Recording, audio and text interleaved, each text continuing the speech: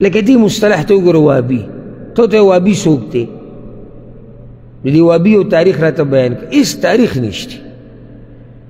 یو فرقه په دنیا کې داسې نشته چې هغه ځان ته وهابیان وایي، نه د وهابیتوب طرف ته چا دعوت ورکړی او دا نوم یې په ولې ایښودی دی چې خلک ترې متنفره شي. نو غټه کنځلې زموږ خلکو منځ کې دی پلانې وهابي دی. لکه څنګه چې وګوره یزید رحمه الله د معاویه رضی الله عنه زوی، صحیح د هغه نه ښه کارونه به هم شوي، غلط هم شوي، د ګناهونو نه پاک نه و. خو ګوره د شیعهګانو روافظو په هغه دومره دروغ تړلي دي او دومره تعصب یې ورسره دی، ځکه چې د معاویه رضی الله عنه زوی ده او معاویه رضی الله عنه د ابو سفیان زوی ده، هغه دوی سره نه لیکي د شیعهګانو. نو هغه یزید نوم یې موږ ته کنځله کړه چې اوس موږ چاته وایو چې ظالم دی، نو موږ اوس هم یزید دی. اخوا موږ بیکګراونډ یا شاته خلفیې نه موږ خبر نه یو چې د یزید دا نوم دې مرتبې ته څنګه رارسېدلی. بس خلکو استعمال کړی پښتون خو هغه قوم دی چې ځان دله دومره نه ستړی کوي چې تحقیق وکړي. خو بیانېده، ده به یې اورېدلې، بیا ده اورېدلې، بیا ده قصه روانه. ته شان وهابي څه ته وایي؟ ما خو بې لږ پوه وکړه که نه.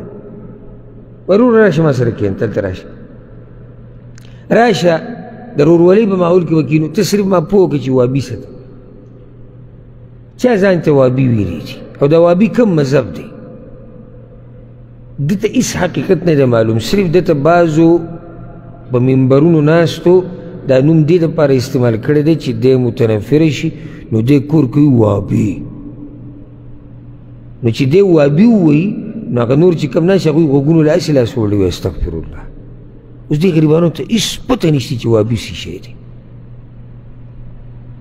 لکه ما سره بعض کسان رابطې وکړي، لکه ورځ یو کس رابطه وکړه، ما ته وایي چې مسله ما ته دا راپېښه شوې ده چې له ډېر وخت نه زه ستا دا بیانونه اورم او په دغې مطمئن یم ځکه چې قرآن او حدیث خبره ده.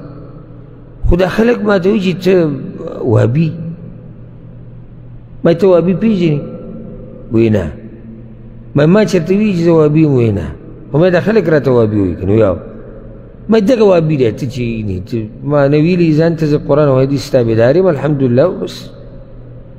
نو دا وهابیتوب خو بیا په ټولو کې دی، ځکه چې هر مسلمان د قرآن او حدیث تابعدار دی.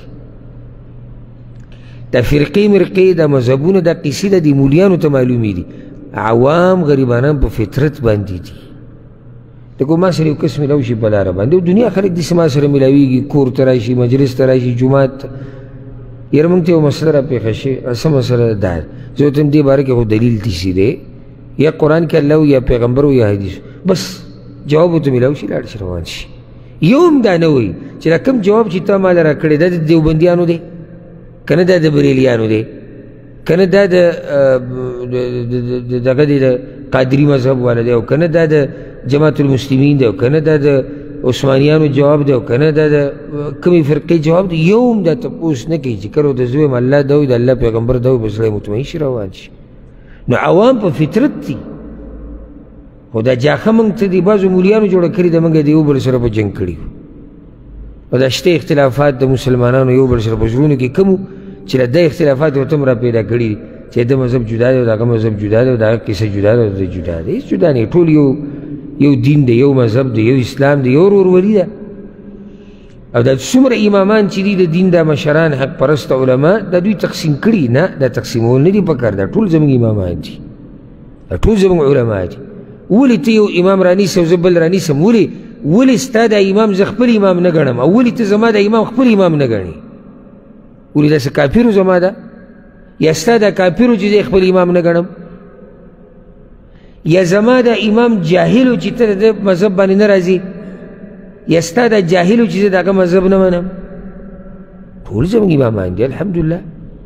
ټولو د دین خدمت کړی دی، ټولو د دین بیان کړی دی، موږ ټول منو الحمدلله.